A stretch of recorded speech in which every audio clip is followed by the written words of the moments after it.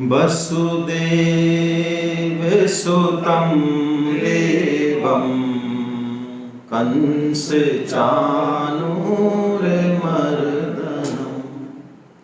देवकी परमानन्दं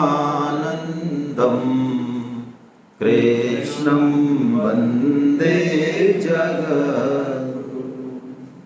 आप सभी वैष्णव जनों के चरणों में दंडवत प्रणाम। हरे कृष्णा। मैं सबसे पहले सर का एक प्रश्न था और पीछे से उनका दीदी का भी प्रश्न था, उस प्रश्न से हम शुरुआत करते हैं।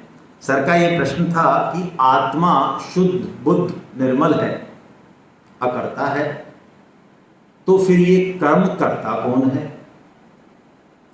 और कर्म करता कौन है और फिर भोगता कौन है? ये बड़ा बेसिक प्रश्न है। ये प्रश्न यदि आपके दिमाग में उपजा है, आप इसको व्यक्तिगत रूप से नहीं लें, लेकिन यदि ये प्रश्न आपके दिमाग में उपजा है तो इसका मतलब आप अध्यात्म में काफ़ी अच्छी जो है भगवान की कृपा से पकड़ रखते हैं, क्योंकि ये बड़ा मूल्यवान प्रश्न है। श्रीमद् भागवतम में विदुर जी ने मैत्रेय जी से ये प्रश्न पूछा है और श्रीमद् भागवतम में ये प्रश्न 3 बार आया है। बड़ा मूल्यवान प्रश्न है। इसके लिए थोड़ा बैकग्राउंड बनाना पड़ेगा। और दूसरा, इन्होंने पूछा कि जब सब कुछ करने और कराने वाले भगवान हैं तो फिर हम फोकट में क्यों फंस रहे हैं बीच में? हमारी ऐसी पिटाई होती रहती है करवाते कराते तो वो है और हम पिटते रहते हैं बीच में फालतू। इसका क्या मतलब है? भगवान खुद ही कहते हैं मैं ही करता हूँ, कराता हूँ। ये बड़े मौलिक प्रश्न हैं दोनों। हम चौथा अध्याय शुरू कर रहे हैं और चौथे अध्याय के परिप्रेक्ष्य में ही इस प्रश्न को लेते हैं। चौथे अध्याय का नाम है ज्ञान कर्म संन्यास योग। इससे पहले तीसरा अध्याय हमने लिया जिसका नाम था कर्म योग। कर्म क्या है इस चीज को समझें हम। थोड़ा टफ है लेकिन समझें। देखिए, 8वें अध्याय में हम प्रलय पढ़ेंगे और सर्ग पढ़ेंगे। प्रलय का मतलब क्या? जब सब कुछ खत्म हो जाए, है ना। और सर्ग का मतलब क्या? जब सब कुछ आ जाए। लेकिन इस सर्ग और प्रलय जब होती रहती है, इसके बाद महाप्रलय होती है और महाप्रलय के बाद फिर महासर्ग होता है। महाप्रलय में और प्रलय में फर्क है, बहुत फर्क है। क्या फर्क है? देखिए, ब्रह्मा जी की जो आयु है ना, जैसे हमारी 100 साल हम मानते हैं, तो ऐसे ही ब्रह्मा जी की आयु भी कितनी है? 100 साल। तो ब्रह्मा जी का जब दिन पूरा होता है, रात स्टार्ट होती है, तो उस क्षण को बोलते हैं प्रलय। तब सब प्राणी हम जितने भी हैं अपना ये शरीर छोड़ देते हैं। कौन सा? भौतिक, सूक्ष्म और कारण नहीं, ठीक है। और ब्रह्मा जी के शरीर में लीन हो जाते हैं। फिर जब सर्ग होती है, ब्रह्मा जी की रात्रि खत्म होती है, तो फिर सर्ग होता है। सर्ग यानी उत्पन्न होते हैं हम। लेकिन महाप्रलय में क्या होता है? महाप्रलय वो विशेष क्षण है जब ब्रह्मा जी की भी आयु पूरी हो जाती है। जब ब्रह्मा जी भी हमारी तरह, हाँ, तब वो ब्रह्मा जी के शरीर में लीन नहीं होते हैं हम लोग, तब भगवान श्री कृष्ण के शरीर में हम सब लीन होते हैं। लेकिन ये लीन होते हैं वो कैसे होते हैं? जो भी हमने जीवन भर कर्म किए, उन कर्मों के संस्कार के साथ हम लीन होते हैं, ठीक है। और जब हमारा जन्म होता है महासर्ग में या सर्ग में, जो सी भी स्थिति है, उन्हीं संस्कारों के, उन्हीं वृत्तियों के अनुरूप हमें योनि मिलती है और उस योनि में उस संस्कार या स्वभाव या आदत, कुछ भी कह लें, एक ही बात है ये, उसके अनुसार हम कर्म करते हैं, ठीक है। कर्म से स्वभाव पुष्ट होता है और स्वभाव से कर्म हम उस हिसाब से करते हैं। महाप्रलय जब होती है तब उसमें कर्म नाम की कोई वस्तु नहीं होती, कोई कर्म नहीं होता। ये बातें कर्म नहीं होता या काल नहीं होता, जहां ये बातें बुद्धि से थोड़ी परे की चीजें, क्योंकि ऐसे एकदम से समझ में नहीं आती। लेकिन महाप्रलय में किसी भी तरह का कोई कर्म नहीं होता। तो कर्म स्टार्ट कब होता है? भगवान कहते हैं सबसे पहला कर्म मैं करता हूं। आदि कर्म कहा भगवान ने। वो कर्म क्या है? वो कर्म है इस सृष्टि को प्रकाश में लाना, इस सृष्टि को गतिमान करना, क्रियाशील करना। ठीक है, तो आत्मा जो है वो भगवान का अंश है। आत्मा कभी भी कर्म नहीं कर सकती, करती ही नहीं है। लेकिन आत्मा जो है शरीर के साथ अपना संबंध मान लेती है। यही हमारा बंधन है, जिसके लिए गीता में 3 योग बताए कि चाहे तो कर्म योग से हटा दो इस बंधन को, यदि आप में करने की शक्ति है, परोपकार में आपका विश्वास है, समाज और देश को आप बदलना चाहते हैं, तो आप कर्म योग में जाइए। या इस बंधन को आप ज्ञान योग से भी तोड़ सकते हैं। आप में विवेक विचार बहुत स्पष्ट है, वैराग्य बहुत है आप में। आप कुछ भी आपको संसार में उपलब्धि मिले, यश मिले, आप ज्यादा उसकी वैल्यू नहीं समझते। आप ऐसे वैराग्यवान हैं, ऐसे विवेकवान हैं, तो आप ज्ञान योग से भी इस बंधन को काट सकते हैं। आपके लिए ज्ञान योग मुफीद है। लेकिन आपका समर्पण है, श्रद्धा है, जैसा कि माता बहनों में होती है, उनके लिए भक्ति योग मुफीद है। तो इस बंधन को हम तीनों योगों से कैसे भी काट सकते हैं। बंधन क्या है? बंधन है जो अपना नहीं है उसको अपना मान लेना। ये शरीर हमारा लगता तो है, हमने मान रखा है, लेकिन नहीं है। कैसे नहीं है? कैसे माने हमारा नहीं है? देखिए, जो चीज भी नष्ट हो रही है, बदल रही है, वो हमारी नहीं हो सकती। हम कौन हैं? हम कभी भी बदलने वाले नहीं हैं। जो बदल रहा है उसको जो देख रहा है वही है हम। समझें आप, ये सांख्योग की बेसिक बात है, इस पे हम चर्चा कर रहे हैं क्योंकि प्रश्न उसी से संबंधित है दोनों। मैं बैकग्राउंड बना रहा हूं, फिर दोनों प्रश्नों के जवाब एक साथ दूंगा। पहले हम समझें कि हमारा अस्तित्व क्या है, हम हैं कौन वास्तव में। हम शरीर नहीं है, हम मन नहीं है, हम बुद्धि नहीं है, हम अहम नहीं है। इन सबको जो जान रहा है, इन सब का जो साक्षी है, जो कभी नहीं बदलता, जो कभी नहीं मरता, वही है हम। उसका नाम दे लें जो देना चाहें, बाकी उसका कोई नाम नहीं है। आत्मा दे लें, शरीर ही दे लें, नाम देना पड़ता है बोलने के लिए, व्यवहार के लिए। उसका कोई नाम नहीं है। उसको सत भी नहीं कह सकते, असत भी नहीं कह सकते, कुछ नहीं कह सकते। तो जो ऐसा तत्व है वो जब जड़ के साथ, बदलने वाले के साथ अपना संबंध मान लेता है, तो इसमें जो परिवर्तन होते हैं, किसमें? बदलने वाले में। शरीर में हमेशा परिवर्तन होते हैं, हर सेकंड में परिवर्तन होते हैं, हर कोशिका में परिवर्तन होते हैं। उन परिवर्तनों से उस कर्म का कर्ता ये अपने आप को मान लेता है।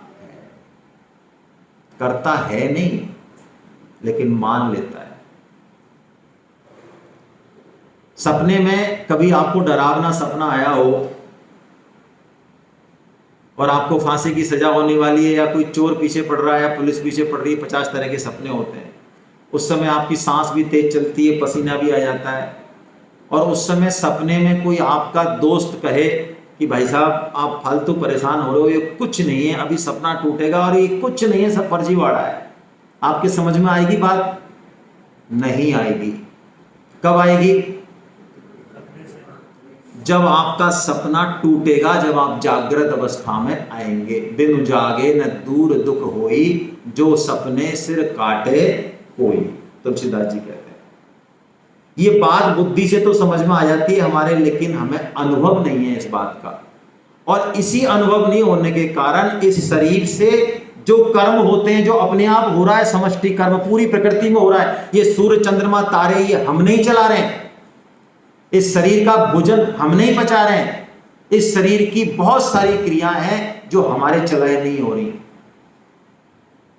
लेकिन तादात्म्य के कारण हम अपने आप को कर्ता मान, तो जो कर्ता मानेगा वही भोगेगा। सीधी सी बात है। जिसने कर्म करना माना वही भोगेगा। जड़ नहीं भोगता, आत्मा भी नहीं भोगती। अब ये बड़ा ऐसा ही उलझा हुआ प्रश्न है। आपके प्रश्न का तो ये रहा कि कर्म कर्ता कौन है। कर्म वास्तव में प्रकृति करती है, भगवान बताएंगे इसी अध्याय में बहुत अच्छे से। लेकिन चूंकि हमने संबंध मान लिया शरीर के साथ, इसलिए हम अपने आप को कर्ता मान लेते हैं। अब आप कहेंगे, जैसे ये कह रहे हैं कि हमसे कर्म सारे भगवान कराते हैं, तो फिर हमें दंड क्यों? देखिए, सारे कर्म भगवान नहीं कराते। कर्म करने का सिस्टम क्या है? जो भी हमारा स्वभाव हम लेके आए हैं बचपन से, जन्म से, करोड़ों जन्मों में जो हमने कर्म किए, वो स्वभाव हम लेके आए, उस स्वभाव के अनुसार हमें कर्म करने की प्रेरणा होती है। हम कर्म करें या ना करें, ये भगवान ने कोई विधान नहीं किया, ये पूरी तरह से हमारे ऊपर निर्भर है। जैसे हम किसी का मर्डर कर दें, हाँ, उस व्यक्ति को देखते हुए मर्डर करने का भाव आ सकता है आपके मन में कि इसको मैं खत्म कर दूं, क्योंकि आपके साथ उसका जो पुराना संबंध है वो कुछ इस तरह का ही है, या तो उसने आपका किया हुआ या कोई बुरा कर्म हो रखा है। लेकिन आप मर्डर करें या ना करें, ये पूरी तरह से हमारे ऊपर, क्योंकि हमको कर्म करने की स्वतंत्रता है और साथ में क्या है, विवेक मिला हुआ है। तो भगवान कर्म कराते हैं कब? कब कराते हैं? दो कंडीशंस में कराते हैं भगवान कर्म। जब हम एक तो विवेक का इस्तेमाल नहीं करते, तो अपने स्वभाव के अनुसार ही कर्म करते हैं। हमारा तामस स्वभाव है, हम तामस कर्म करेंगे। हमें लगता है दारू पीने में, पिक्चर देखने में और उल्टे सीधे काम करने में इसमें ही आनंद है, क्योंकि उसका तामस स्वभाव है, वो ऐसे ही कर्म करेगा। जिसका सात्विक स्वभाव है, उसका मन कथा कीर्तन में इसमें लगेगा। तो हम स्वभाव के अनुसार कर्म करते हैं, तो भगवान ऐसी फैसिलिटी देते हैं। प्रेरक नहीं है, प्रेरक है वो लेकिन करता नहीं है। या फिर भगवान कब कर्म कराते हैं हमसे? जब हम पूरी तरह से भगवान को सरेंडर कर देते हैं, पूरी तरह से, तब भगवान हमको गाइड करते हैं। गाइड ही नहीं करते हैं, यदि शरणागति सच्ची है तो भगवान हाथ पकड़ के भी हमें सही कर्म करा लेते हैं। गलत कर्म फिर हमसे होने भी नहीं देते वो। जैसे बच्चे की शरणागति मां पर पूरी है, तो छोटा बच्चा, आग उसको लगता है सबसे बढ़िया खिलौना संसार का यही है, इस आग को या इस जो सांप को मैं पकड़ लूं, तो वो जाता भी है, घुटने चल के जाता है दौड़ के कि इस आग को पकड़ लूं या सांप को पकड़ लूं, लेकिन मां उसको पकड़ने।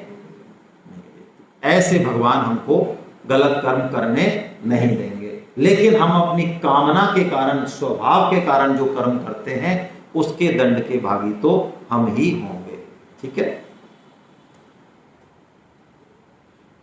अब हम ज्ञान कर्म संन्यास योग नाम का ये चौथा अध्याय लेते हैं। देखिए, गीता में 3 षटक हैं, जैसा कि महावीर जी ने बताया।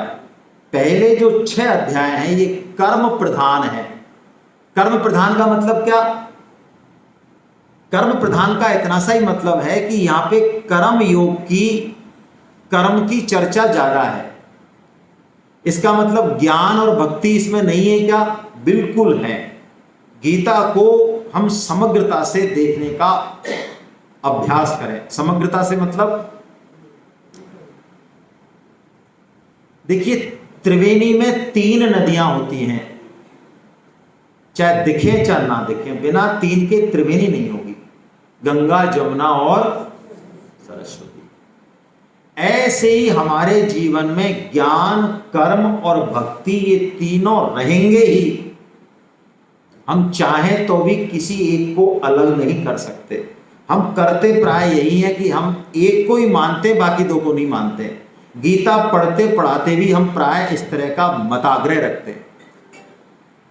एक की प्रधानता हो सकती है हमारे अंदर, होनी भी चाहिए, होती ही है अपने संस्कारों के अनुसार, लेकिन बाकी 2 हमेशा वहां रहेंगे। देखिए, बिना ज्ञान के क्या आप सही कर्म कर पाएंगे? कर पाएंगे? अच्छा, आपको सिर्फ ज्ञान ही ज्ञान हो, लेकिन आप करना धरना कुछ नहीं चाहें, बस चाहो जब आपके पास चले जाओ, ढकोर संघ की तरह बढ़िया ज्ञान दे देंगे, है ना, बातें करेंगे, लेकिन काम कुछ नहीं करना, ना तो खुद का करना, ना घर वालों का करना, ना समाज का करना। ऐसा ज्ञान काम दे देगा? कल्याण कर देगा? नहीं करेगा। अच्छा, हम में ज्ञान और कर्म हो लेकिन भगवान की कृपा नहीं हो, ये सिस्टम नहीं हो पीछे से, तो हो जाएगा। ये सिस्टम किस तरह से हमारे पीछे है ये हम जान भी नहीं सकते। भगवान की कृपा किस तरह से हम समझ नहीं सकते। हम में से बहुत सारे लोग कई तरह के प्रकल्प चलाते हैं परोपकार के, बहुत अच्छी बात है। मैं पूछता हूं कोरोना में क्या हुआ? हेलो, कोरोना काल में परोपकार वाले करने वाले देखे आपने कहीं? बहुत कम। जब वो तांडव नृत्य कम हो गया, अरे सर छोड़े आप, बहुत बिरले लोग होंगे, वो उनकी बात नहीं कर रहा हूं मैं, जनरलाइज बात कर रहा हूं। सर डॉक्टर को ज्यादा नहीं था। आप अब मेरे मुंह से क्यों कड़वी बात कहलवाते हैं? डॉक्टर को ज्यादा नहीं। हम अपनों को शमशान तक छोड़ने नहीं गए, हम क्या परोपकार करेंगे? फालतू की बातें करते हैं। एक नहीं, मैं 50 उदाहरण बता दूं जिनसे हमारा जन्म हुआ, जिनसे ये शरीर है, जिनके ऋण है हमारे ऊपर, उनको हम छोड़ने नहीं गए शमशान घाट तक। हमने समझा लिया अपने आप को, कोई तर्क दे दिया बढ़िया सा, जाने वाला तो क्या, आप क्या फायदा बीमारी बोल देने से? क्या परोपकार करेंगे हम? और परोपकार करने का ताकत, ये सामग्री लाते कहां से हैं हम? कोई इंडिपेंडेंट फैक्ट्री है हमारे पास? सोचे जरा, क्या ये चंद्रमा, ये सूर्य, ये पृथ्वी, ये हवा, ये पानी, ये अग्नि, ये शरीर के देवता, ये सेल्स, ये सिस्टम, क्या पता है हमें कैसे चल रहा है? क्या इसके बिना हम कुछ कर पाते हैं? एक सांस भी ले पाएंगे? क्या परोपकार करेंगे हम? देखिए, कर्म योग को समझें। ज्ञान कर्म संन्यास योग ये और भी ऊंची बात है। कर्म हमको सबको करना पड़ेगा, हमारे वश में नहीं है कि हम एक क्षण भी कर्म किए बिना रह जाएं। ये ऑप्शन ही खत्म हो गया। तो कर्म तो करना है, तो कर्म करना है, तो अब कर्म करने का उद्देश्य क्या है, इस पर चर्चा करें। देखिए, इन जनरल में, मेजोरिटी में कर्म किस लिए किया जाता है?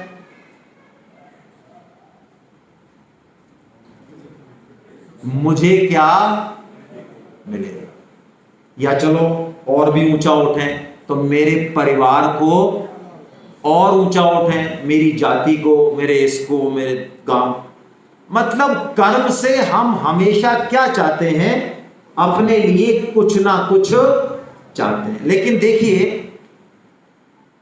एक बड़ी जबरदस्त बात है, दो डिपार्टमेंट हैं। एक तो कर्म करने का डिपार्टमेंट है और एक फल का डिपार्टमेंट है। ये दोनों बिल्कुल अलग है, आप मानो चाहे मत मानो। आप कितनी भी कैलकुलेशन से, इंटेलिजेंसी से सारी इंफॉर्मेशन लेके इन्वेस्ट करें, गारंटी है फायदा मिलेगा? नहीं जी, कभी नहीं मिलेगा। और एक आदमी ऐसा है जिसको कोई नॉलेज नहीं है, उसने इन्वेस्ट किया, गारंटी है नुकसान होगा? कोई गारंटी नहीं है। इसका मतलब मैं ये नहीं कह रहा हूं कि मूर्खता से इन्वेस्टमेंट करें, कहीं से इंफॉर्मेशन नहीं लें, दिमाग को अप्लाई नहीं करें, ये नहीं कह रहा हूं। लेकिन हम समझें, कर्म करना हमारे हाथ में है, चूज करना हमारे हाथ में है। उस कर्म के पीछे जो ड्राइविंग फोर्स है वो हमारे हाथ में है। यदि हमने उस पर ध्यान दे लिया, कर्म की क्वालिटी सुधार दी, कर्म का उद्देश्य हमारी इंद्रिय तृप्ति है, परिवार का पालन है, या कोई विराट इस समष्टि के लिए हम कर्म कर रहे हैं, जिसने इस विराट अस्तित्व को समझ लिया, गीता की समग्रता को समझ लिया, उसका कर्म कभी भी क्षुद्र नहीं होगा। क्षुद्र दिख सकता है, झाड़ू लगाने का काम क्षुद्र है, लेकिन वो झाड़ू लगाने का काम भी विराट हो सकता है गीता के अनुसार। सिस्टम क्या है? सिस्टम समझें।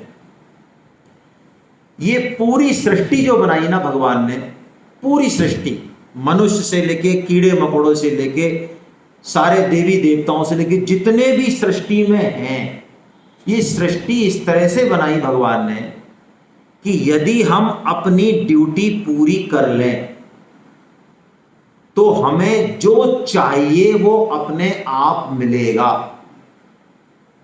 और बहुत अच्छे से मिलेगा। क्या सिस्टम है? इस सृष्टि में यदि हमने अपनी ड्यूटी पूरी कर ली तो हमको जो चाहिएगा वो मिलेगा अपने आप। यदि हमने अपना कर्तव्य पालन किया, बेटे का जो कर्तव्य पालन है वो माँ का अधिकार है, माँ का जो कर्तव्य पालन है वो बेटे का अधिकार है, पति का, पत्नी का, सारे संबंध ऐसे ही हैं। तो यानी हमने कर्म नहीं किया, कर्म योग किया। योग का मतलब हमने उस सृष्टि के लिए, समष्टि के लिए कर्म किया। तो आप पक्की बात मानिए, फिर हम कर्म करते हुए भी बंधेंगे नहीं। कर्म करने का उद्देश्य स्व सुख के लिए नहीं, अपने कर्तव्य पालन के लिए, भगवान की प्रसन्नता के लिए, देश और समाज के लिए हो गया, तो वो कर्म फिर बांधेगा नहीं, वो बंधन को काटने वाला हो जाएगा, वो कर्म योग हो जाएगा। ये भगवान ने कर्म योग में ये बात बताई अच्छे से तीसरे अध्याय में। और अब भगवान कह रहे हैं इस कर्म योग के बारे में कि अर्जुन, ऐसा नहीं है कि ये कर्म योग मैंने तेरे से पहली बार कहा हो, ये तो मैंने सूर्य को कहा सबसे पहले। सूर्य ने विवस्वान को कहा और उसने फिर अपने पुत्र वैवस्वत मनु को कहा। मनु, जिनसे हम मनुष्य कहलाते हैं, हम सबके जो पिता हैं, जो पहले पुरुष हैं, मनु, जिनकी मनु स्मृति बड़ा जबरदस्त ग्रंथ है, वो गीता और रामायण से भी पुराना ग्रंथ है। जिस मनु स्मृति को बहुत विवादित कर दिया कुछ लोगों ने जानबूझ के, और हम उसका उत्तर इसलिए नहीं दे पाते क्योंकि हमने खुद ने नहीं पढ़ी मनुस्मृति। आप पढ़ेंगे तो मनुस्मृति जैसा ग्रंथ नहीं, लेकिन उसके कुछ अंशों को निकालकर स्त्री शोषक बता दिया गया उसको, ऐसा नहीं है वो। आप पढ़ेंगे उसमें कोर्ट भी मनुस्मृति को मानते हैं अब तक। हमारे यहाँ जो संपत्ति का बंटवारा होता है ना, वो भी मनुस्मृति के आधार पर है अभी तक भी, सुप्रीम कोर्ट तक में। तो मनु ने कहा और मनु ने राजा इक्ष्वाकु को कहा। तो देखिए अर्जुन यहाँ प्रश्न करते हैं बड़ा सरल सा। ये प्रश्न गीता में हमें करने चाहिए, प्रश्न से ही सत्य का अनावरण होता है। अर्जुन कितनी सरल हृदय हैं, तभी तो भगवान जो है उनको चुनते हैं, धर्मराज युधिष्ठिर को नहीं चुनते हैं। 2+2 4 ये मैथमेटिक्स है, मैथमेटिक्स से जिंदगी नहीं चलती, समर्पण से, श्रद्धा से जिंदगी चलती है। अर्जुन इतने सरल हैं, वो कहते हैं प्रभु आप ये कह रहे हैं कि सूर्य को आपने इस योग को कहा, आप कैसी बात कर रहे हैं? हम और आप तो बचपन से साथ साथ खेले हैं, है ना, शिकार को गए हैं, तो आपने सूर्य को कब कह दिया? आपका जन्म तो अभी का है। ये बात मेरी समझ में नहीं आई। देखिए अर्जुन के प्रश्न की जो शैली है उसको हम समझें। अर्जुन ये नहीं कह रहा है कि आप झूठ बोल रहे हैं प्रभु, है ना, आपको मैंने बचपन से देखा, आप तो बड़े झूठे, सूर्य को कब कह दिया आपने, ये ऐसे नहीं कह रहे। वो कह रहे हैं मैं इस बात को कैसे समझूं? आपने कहा है, इसका मतलब बात तो सच्ची है, लेकिन ये मेरी बुद्धि में नहीं आ रही है, वो आप बताएं। जब कोई भी इस तरह से प्रश्न करता है, गीता से करे, चाहे आप गीता से भी प्रश्न कर सकते हैं, मैं ये सही बात कह रहा हूं। आप गीता पढ़ते हुए, गीता माता की शरण लेते हुए भी गीता से भी प्रश्न कर सकते हैं। वो जड़ नहीं है, वो चेतन हो जाएगी उस समय, यदि आप सच्चे भाव से प्रश्न करते हैं, और उसका उत्तर भी देगी वो, और उत्तर दे, अच्छे से दे, तो आप मानना कि दिया, ऐसे कहने से मत मानना। तो भगवान देखिए कितना बढ़िया उत्तर देते हैं। भगवान यहाँ पे अपने अवतार का रहस्य बताते हैं, वो श्लोक बताते हैं जो कोई पूछ नहीं सकता, लेकिन भगवान अपने मन से कहते हैं। ये 5 श्लोक हैं, इनका हम वाचन करेंगे, और इन 5 श्लोकों की क्या महत्ता है वो मैं आपको निवेदन कर दूं। इन 5 श्लोकों को 4.6 से 4.10 तक को दिव्य श्लोक कहा स्वामी जी ने, और ये बताया कि यदि इन 5 श्लोकों को हम प्रतिदिन पढ़ लें, बोल लें, श्रवण कर लें, सुन लें, जो भी कुछ करना है कर लें, तो फिर स्वामी जी कहते हैं गारंटी है कि हमारा पतन नहीं होगा। यानी हम कुत्ते, बिल्ली, गधे, घोड़े, कीड़े मकोड़ों की, पशु पक्षी, पेड़, इनकी योनियों में नहीं जाएंगे। हमारा मनुष्य जन्म तो दोबारा होगा ही, इससे बढ़िया और क्या चाहिए? मनुष्य जन्म मिलेगा तो फिर कथा सुनेंगे, सेमिनार सुनेंगे, क्या पता अगली बार धक्का लग जाए। तो आइए इन 5 श्लोकों को हम प्रतिदिन पढ़ा करें, याद हो जाएंगे, फिर आप 2 मिनट में इनको बोल सकते हैं। मेरे साथ बोलिए, अजोऽपि सन्नव्ययात्मा भूतानामीश्वरोऽपि सन् प्रकृतिं स्वामधिष्ठाय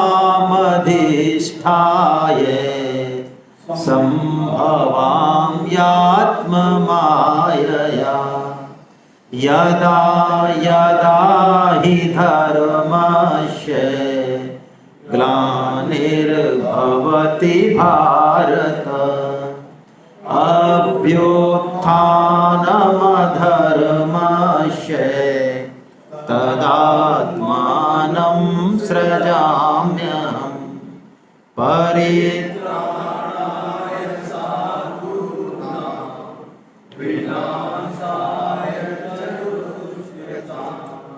धर्म संस्थापनार्थाय संभवामि युगे युगे जन्म कर्म च मे दिव्यमेवं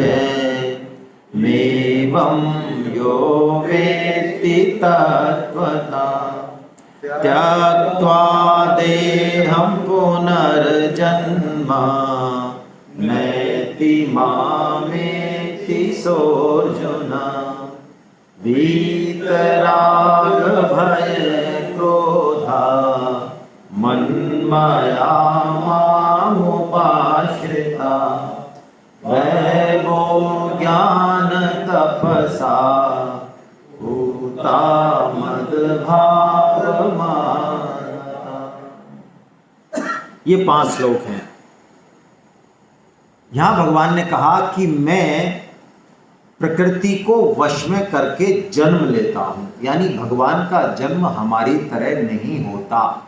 हम तो अपने कर्मों के अनुसार जन्म लेते हैं, लेकिन भगवान कहते हैं मेरा जन्म तो लोगों को शिक्षण के लिए होता है। अवतार लेता हूं, मैं तो लीला करता हूं, कर्म नहीं करते भगवान। अवतार का मतलब क्या? देखिए, जो भगवान हमें नहीं दिख रहे अभी, है तो सही, इस हॉल में भी हैं, हर क्षण है, लेकिन नहीं दिख रहे, वो भगवान कृपा करके इस तरह का रूप धारण करते हैं कि हमें अपनी मन बुद्धि इंद्रियों से वो अनुभव में आ जाए, दिखने लग जाए। जैसे भगवान सूर्य शाम के बाद नष्ट हो जाते हैं, क्या अस्त हो जाते हैं? तो ऐसे ही भगवान अभी अस्त हैं, लेकिन सुबह वो प्रकट हो जाते हैं, दिखने लग जाते हैं। तो भगवान यही कह रहे हैं कि मैं अवतार इसलिए ऐसे लेता हूं। जैसे जेल में एक तो कैदी जाता है, वो कैसे जाता है? एक जेलर रहता है वहां पे, उसकी तो ड्यूटी है, और एक मजिस्ट्रेट विजिट करता है जेल को। तो भगवान ऐसे हैं, वो जेल में आते तो हैं इस संसार रूपी जेल में, लेकिन किसी कर्म के फलस्वरूप नहीं आते। क्यों आते हैं फिर, क्या कारण है? भगवान कहते हैं परित्राणाय साधूनां। देखिए, ये भगवान का मुख्य हेतु है। मुख्य हेतु मतलब भगवान भक्तों का संग चाहते हैं, उनके साथ खेलना चाहते हैं, उनसे प्रेम करना चाहते हैं। दुष्टों का विनाश तो भगवान चाहें तो संकल्प मात्र से करते हैं। भगवान श्री राम यही कहते हैं, किससे? सुग्रीव से। जब विभीषण आते हैं, और विभीषण कैसे आते हैं, देखिए, भगवान ऐसे भक्तों को गले से लगाते हैं। विभीषण को हनुमान जी ने भगवान का मैसेज दिया, व्हाट्सएप मैसेज, है ना? हाँ, तो व्हाट्सएप मैसेज के बेस पे आ गए। क्या कहा? श्रवण सुजस सुनि आयो भवभंजन भवभीर। है, मुझे तो पता नहीं महाराज आपका क्या सिस्टम है, लेकिन मैंने श्रवण सुजस सुन आया हूं।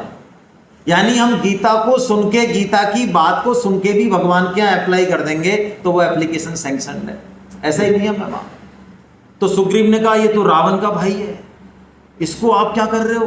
ये तो सारा भेद ले लेगा, सारा खत्म कर देगा, राक्षसों का इतना बल है। तब भगवान श्री राम कहते हैं सुग्रीव से, देखो सुग्रीव, 2 बातें हैं। एक तो मेरा प्रण है। क्या प्रण है? कि यदि कोई एक शरणागत मेरे सब कुछ छोड़ के मेरे शरणागत आ जाए, फिर वो चाहे कितना ही बड़ा पापी हो, है कितना ही बड़ा हो, चाहे उसको मैं शरणागत लेता हूं, ये मेरा प्रण है। पहली बात तो ये। और जो तुम बात कर रहे हो राक्षसों की, तो तुमको अभी पता ही नहीं है, क्योंकि पता कैसे चले, भगवान तो लीला कर रहे हैं ना। तब भगवान थोड़ा सा हिंट देते हैं वहां पे, जग में हूं सखा निशाचर जेते, लक्ष्मण हन निमिष महु तेते। अरे तुम बात कर रहे हो, रावण की बात कर रहे हो, इस समस्त सृष्टि में जितने राक्षस हैं, एक निमिष में, क्षण का भी अर्ध, ये लक्ष्मण इतने में तो वो खत्म कर सकता है। मेरी क्या जरूरत है, ये तो सारा नाटक चल रहा है ऐसे ही। असली काम तो विभीषण को शरणागति में लेना है, इसको प्रेम देना है। तो भगवान का मुख्य हेतु क्या है जन्म लेने का? परित्राणाय साधूनां, विनाशाय तो ठीक है। और दूसरा हेतु धर्म संस्थापनार्थाय। देखिए, धर्म की संस्थापना, स्थापना नहीं, संस्थापना, अच्छी तरह से इस्टेब्लिश करना धर्म को, धर्म के नियमों को हम नहीं बना सकते ना, हम स्थापना। हाँ, भगवान लकीर खींच जाए उसके पीछे हम चल सकते हैं, अपना काम कर सकते हैं। तो दो हेतु हैं भगवान के। जब धर्म नष्ट भ्रष्ट हो जाता है तो धर्म की संस्थापना करने के लिए। और भगवान के अवतार का तीसरा हेतु जो हमारे लिए बहुत इंपॉर्टेंट है, सबसे इंपॉर्टेंट यही है हमारे लिए। क्या क्या कह रहे हैं भगवान, कितनी बढ़िया बात कह रहे हैं। देखिए, भगवान का जो जन्म है ना और भगवान का जो कर्म है, ये दोनों ही दिव्य है। क्या मतलब? आप में से रामलीला कितनों ने देखी है बचपन में? अरे सारे पढ़े लिखे आए क्या? हाँ, अब उठे ना हाथ भाई। अच्छा, एक से ज्यादा बार कितनों ने देखी है बचपन में? देखो, है ना, उठे ना हाथ। 10 बार भी आप रामायण देख लें, आपको एक एक चीज रटी पड़ी है कि अब क्या हो। अच्छा, कोई रामायण में हम कोई स्क्रिप्ट को चेंज करते हैं हर बार कि देखो भाई, रावण को मरते मरते तो बहुत टाइम हो गया, अब ऐसा लक्ष्मण जी इस बार की रामायण में आप मारो यार रावण को, थोड़ा सा चेंज आए, ऐसा करते हैं? ऐसा नहीं करते, सब चीज फिक्स है। फिर भी हमें क्यूरियोसिटी होती है, एक मजा आता है, एक आनंद आता है।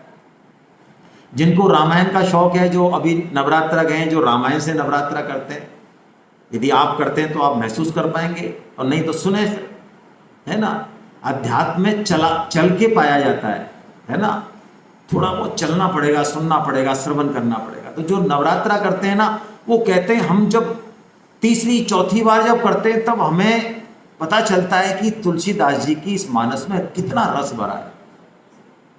शुरू में नहीं आता पकड़ में। अब इसको बता भी नहीं सकते, बताना होता तो कोई भी बता देता, अब तक हम यहाँ भूखे क्यों बैठे रहते। ये तो खुद से ही खाया जाएगा, मेलोडी खाओ और खुद जान जाओ। क्या करें, अध्यात्म का रास्ता ही ऐसा है। तो भगवान का जो जन्म और कर्म है, ये भगवान कहते हैं इनको सुनने मात्र से, इनकी चर्चा करने मात्र से हम पुनर्जन्म को प्राप्त नहीं होते। बोलिए कितनी बढ़िया बात है। यदि हमें कोई फालतू समय मिले, ऋषिकेश में आए हैं, तपोभूमि है ये, बड़े सौभाग्य से यहाँ पे पदार्पण होता है, नहीं तो नहीं होता, रिजर्वेशन कैंसिल हो जाते हैं। तो यहाँ हम एक क्षण भी लौकिक चर्चा में ना गंवाएं। गंगा मैया के तट पे बैठें, दर्शन करें गंगा मैया के, कलरव सुने, उनकी कृपा को महसूस करें। थोड़ा स्वार्थी बने। स्वार्थी मतलब कभी खुद के लिए भी तो जिए भाई। स्वार्थी है कौन हम, देखें जरा।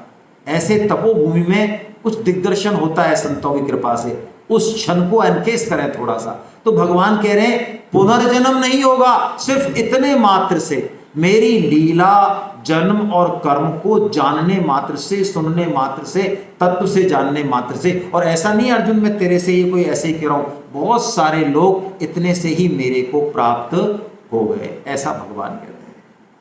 देखिए, भगवान जब ऐसे हैं और भगवान का विरध है, ये रूल बता रहे हैं भगवान। क्या रूल बता रहे हैं? कि जो मेरी जैसी शरण लेता है, मैं उसको वैसा ही आश्रय देता हूं।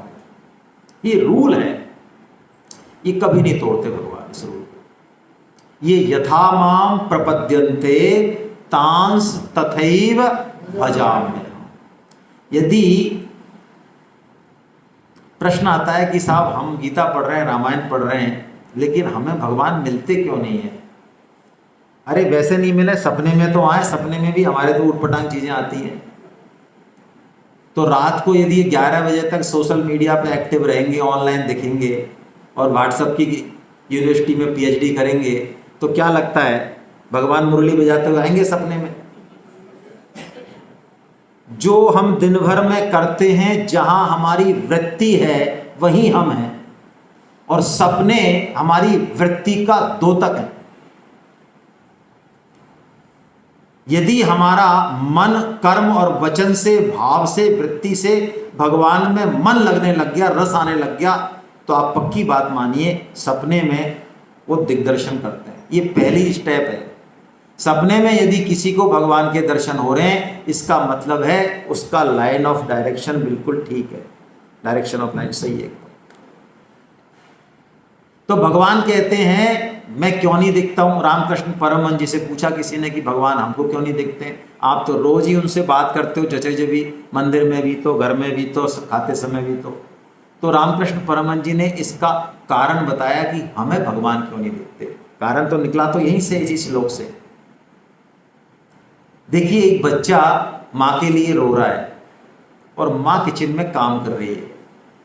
किचन में काम इंपॉर्टेंट है, लेकिन बच्चे को माँ चाहिए।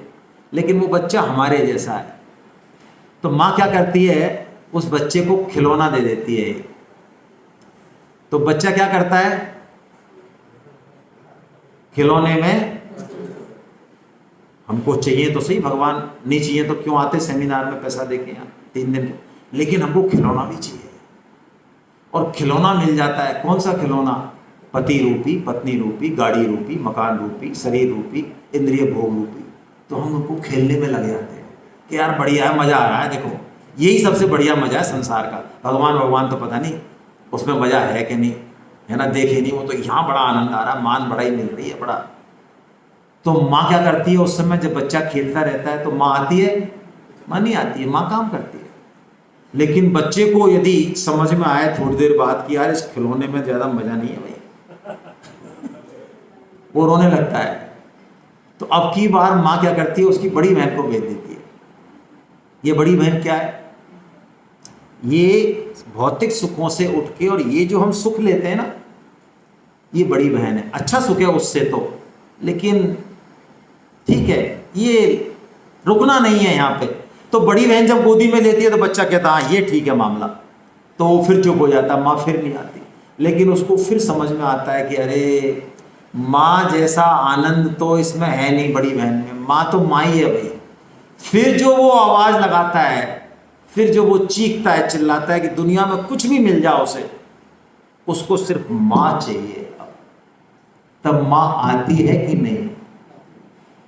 यदि हम भगवान के बिना बड़े आराम से जी रहे हैं तो भगवान को आना चाहिए।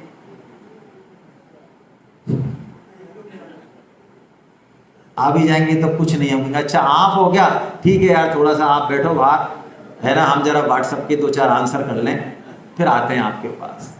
बिना उस व्याकुलता के, विरह के, हम भगवत तत्व का आनंद भी महसूस नहीं कर पाएंगे।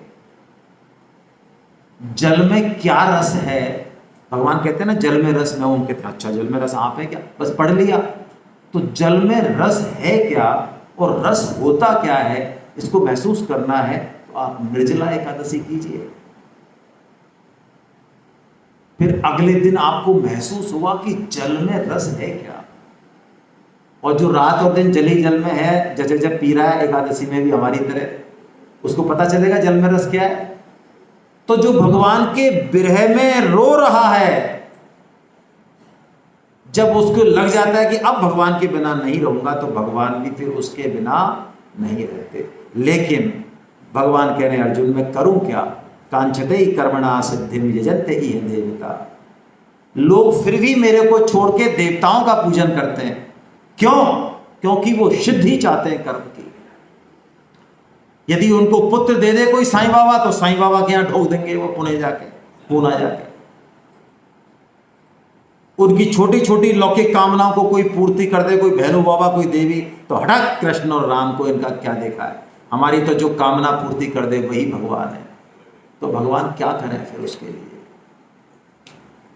अरे वक्त और जरूरत के हिसाब से यूं अपनी अदा मत बदल, वक्त और जरूरत के हिसाब से अपनी अदा मत बदल, और यकीन रख अपने खुदा पर, यूं रोज रोज खुदा मत बदल। जिस दिन ये डिटर्मिनेशन हमारा होगा तब वहां कुछ हलन चलन होगी, तब हम माने कि हाँ हमने एक कदम बढ़ाया अध्यात्म के क्षेत्र पे। अभी तो हम सही पूछे तो हम कपट भक्ति कर रहे हैं, काम भक्ति।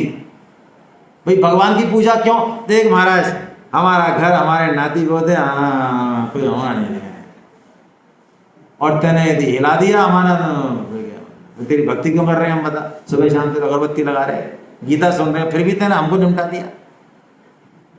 अरे हम तो इसलिए कर रहे हैं तो सारा हमारा शरीर बढ़िया रहा, बिजनेस बढ़िया रहा, खूब हमको सुख भोग दे, इसलिए कर रहे हैं हम तो तेरी भक्ति।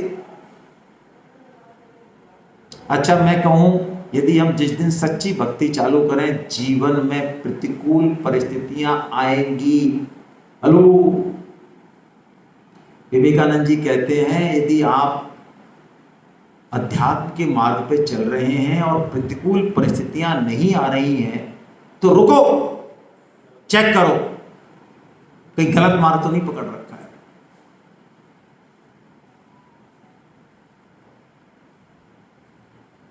अब भगवान बताते हैं कि उस भक्ति को हम हर कदम के साथ, हर एक्शन के साथ कैसे इन्वॉल्व करें।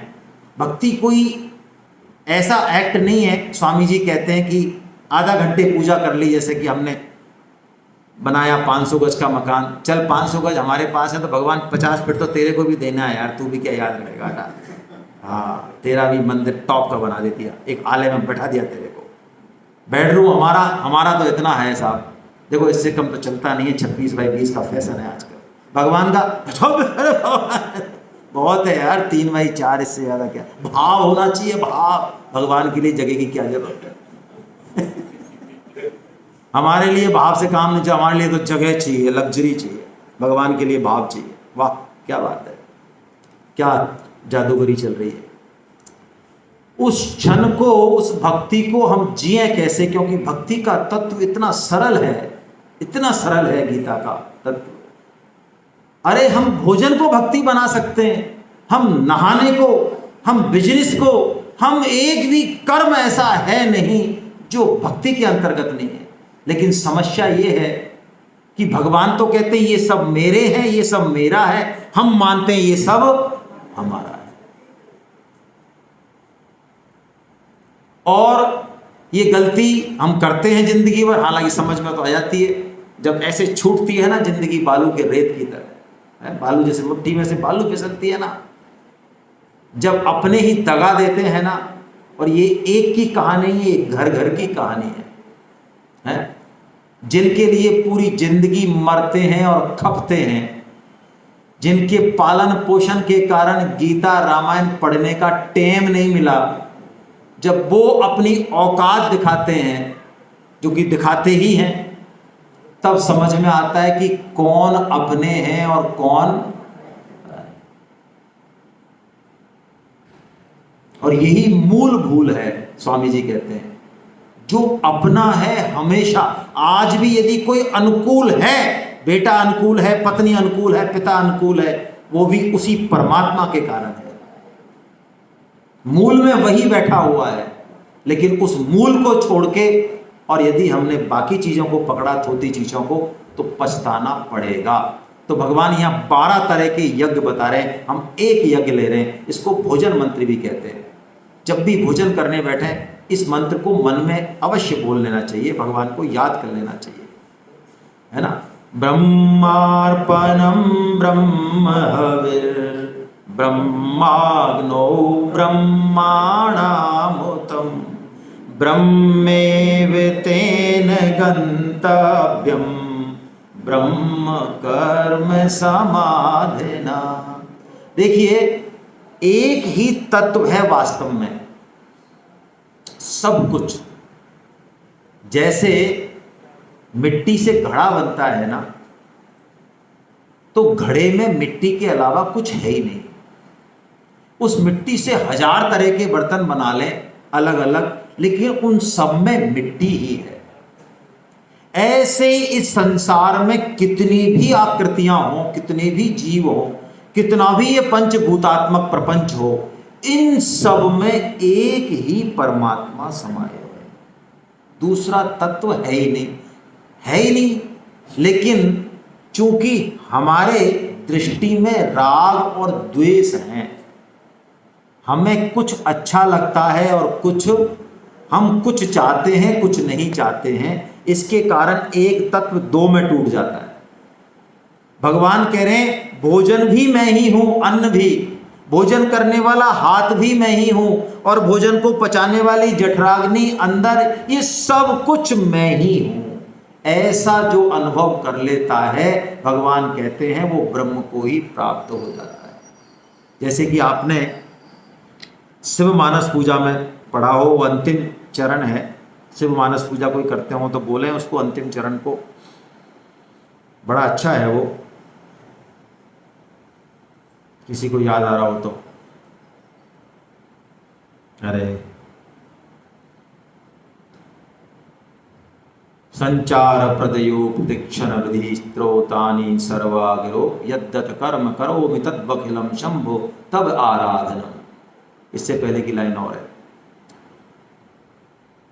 कहने का मतलब साधक ये कहता है, शिव मानस पूजा में ये भाव है, प्रभु मैं चलता नहीं हूं, मैं तो आपकी प्रदक्षिणा करता हूं, मैं खाता नहीं हूं, मैं बोलता नहीं हूं, मैं तो स्तोत्रों से आपकी अर्चना करता हूं, मैं सोता नहीं हूं, मैं तो समाधि में जाता हूं, क्योंकि सोने से पहले मैं आपका स्मरण कर लेता हूं और जगते भी आपका स्मरण कर लेता हूं। ऐसे भगवान ने 12 तरह के विभिन्न यज्ञ बताए, आप देख लें, आपको किताब मिल जाएगी शाम तक, नहीं तो कल मिल जाएगी सबको।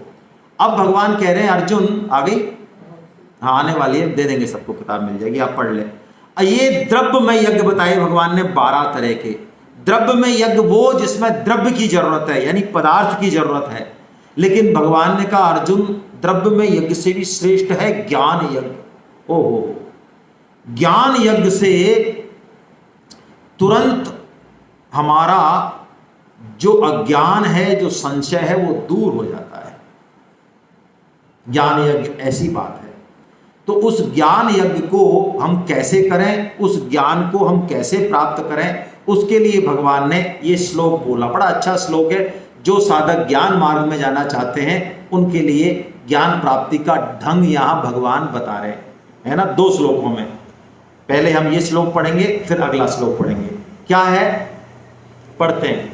तद विद्धि प्रणिपाते परिप्रश्नेन सेवया उपदेक्षन्ति ते ज्ञानम ज्ञानिनस्तत्त्वदर्शिना। तद विद्धि, देखिए विद्धि शब्द गीता में कहीं भी आए, विद्धि का मतलब है जानो, कमांड है ये। भगवान जहां भी विद्धि शब्द इस्तेमाल करें वहां दिमाग नहीं लगाना चाहिए। भगवान बहुत स्पष्ट आज्ञा दे रहे हैं, यानी इसमें कोई इफ एंड बट्स नहीं। जो भगवान ने कहा बस वो मान लें। ज्ञान प्राप्ति के लिए 3 कदम बताए भगवान ने।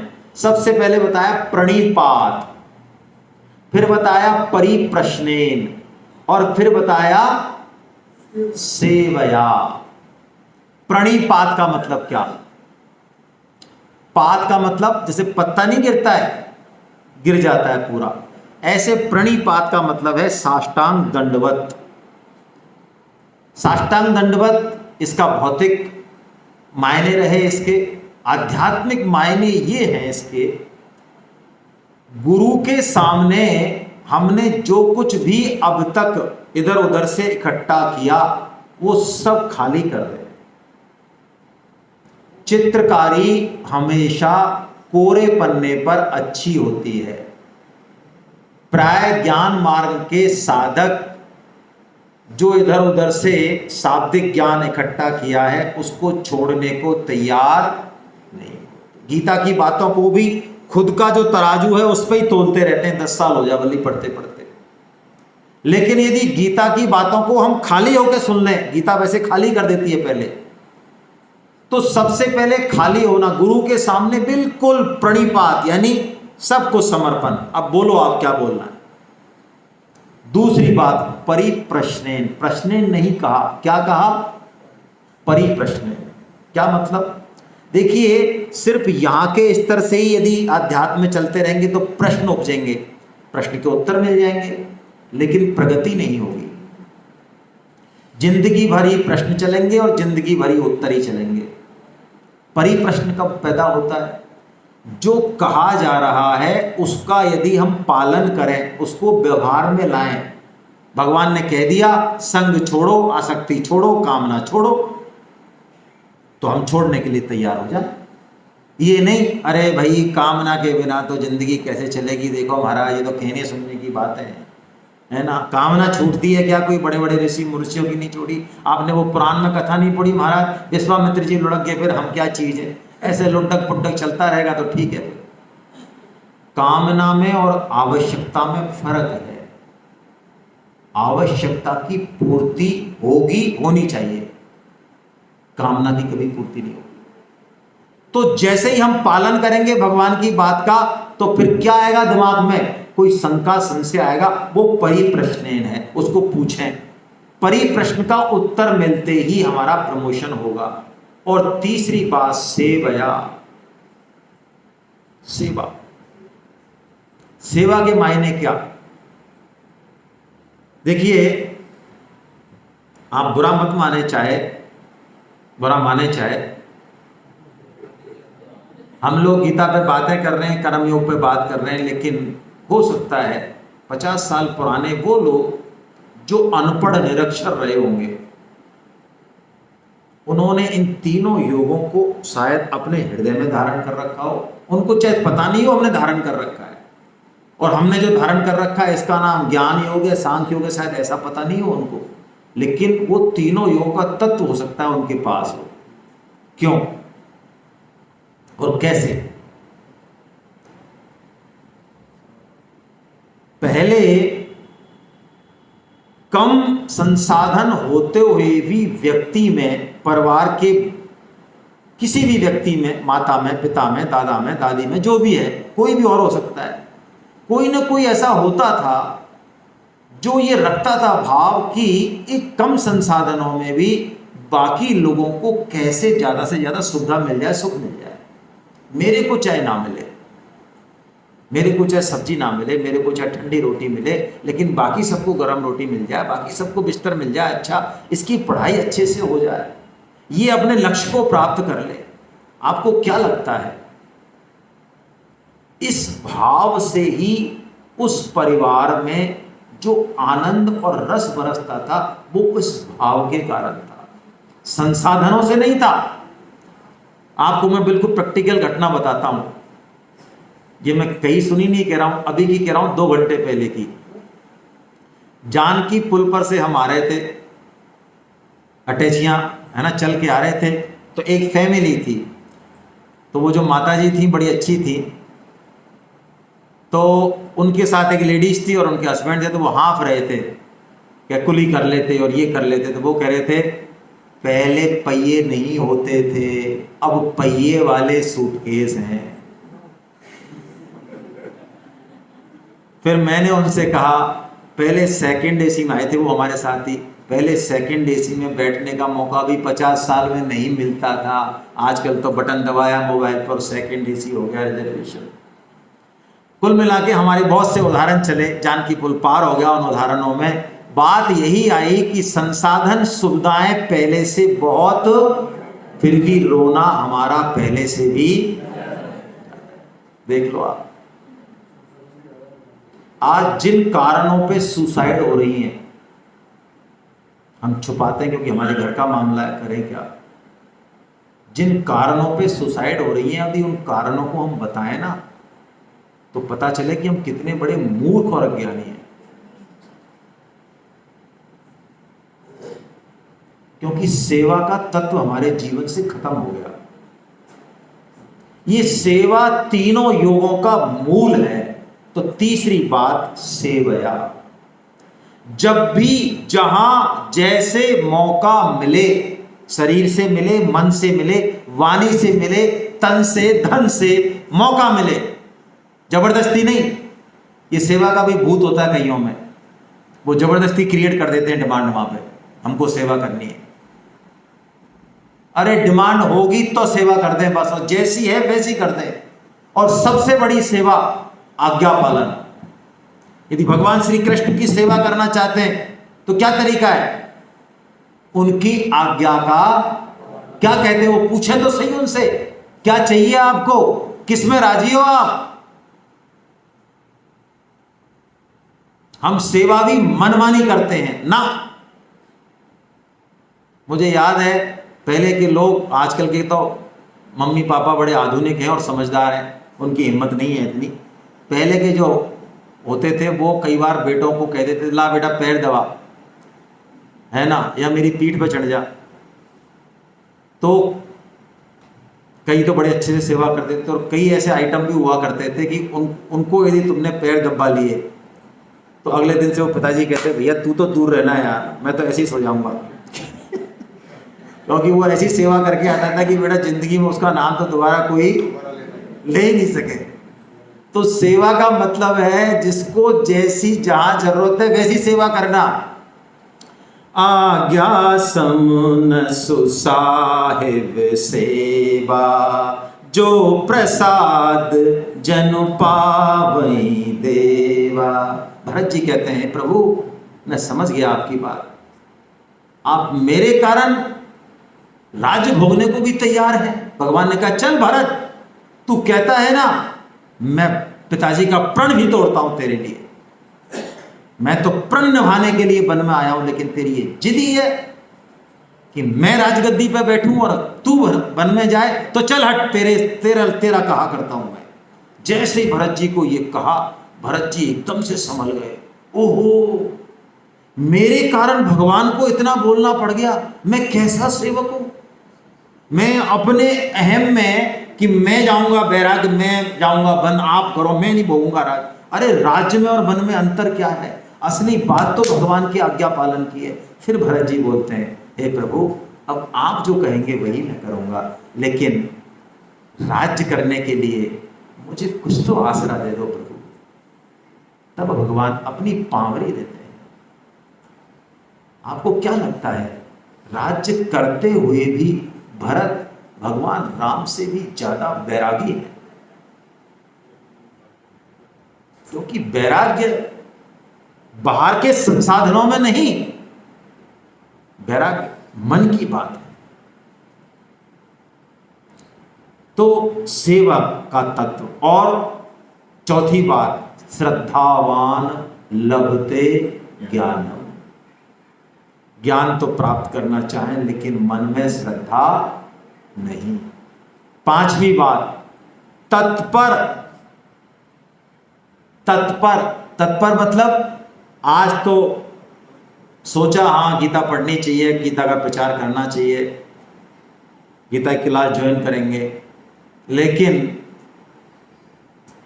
जैसे ये माहौल हटा 5-7 दिन बाद फिर अपने रूटीन में आ गए, छोड़ दिया। तत्पर नहीं, यानी एक बार ठान ले तो छोड़े नहीं, ऐसा तत्पर। और छठवीं और अंतिम बात, संयतेंद्रिया, इंद्रियों का संयम।